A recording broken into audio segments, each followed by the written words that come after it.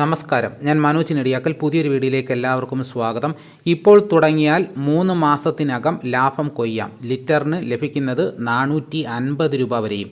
ഗ്രാമങ്ങളിൽ തേനീച്ച കൂടുകൾ ഉയരാൻ തുടങ്ങി. ഹോർട്ടികോർപ്പിൻ്റെയും കൃഷിഭവൻ്റെയും നേതൃത്വത്തിൽ തേൻ കൃഷി പ്രോത്സാഹിപ്പിച്ചതോടെയാണ് ഗ്രാമങ്ങളിൽ തേനീച്ച കൂടുകൾ പദ്ധതിക്ക് തുടക്കമായത്. നല്ലൊരു വരുമാനം കൂടിയായതോടെ കൂടുതൽ ആളുകൾ തേൻ കൃഷിയിലേക്ക് തിരിയാനും തുടങ്ങി. ഇപ്പോൾ കൂട് കൂട്ടിയാൽ ജനുവരി മുതൽ മാർച്ച് മാസം വരെയും തേൻകാലം.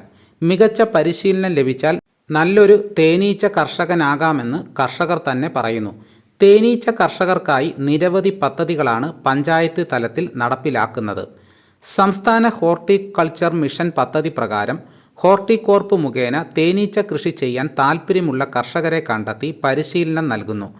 തുടർന്ന് കൃഷി ചെയ്യാൻ കൂട്, തേൻ എടുക്കാനുള്ള എക്സ്ട്രാക്ടർ, സ്മോക്കർ, നൈഫ് തുടങ്ങിയവയും നൽകുന്നു. തോട്ടങ്ങളിൽ തേനീച്ച മൂളും. ക്ഷാമകാലം, വളർച്ചാക്കാലം, ഹണി സീസൺ എന്നിങ്ങനെ 3 ഘട്ടമാണ് തേനീച്ച കൃഷിക്കുള്ളത്. ക്ഷാമകാലത്ത് പൂവും പൂമ്പൊടിയും കിട്ടാത്തതുകൊണ്ട് ആ കാലത്ത് പഞ്ചസാര പാനി തേനീച്ചക്കൂട്ടിൽ എത്തിക്കണം. തേൻ കൂടാതെ മറ്റ് തേൻ ഉൽപ്പന്നങ്ങളും കർഷകർ തയ്യാറാക്കുന്നു.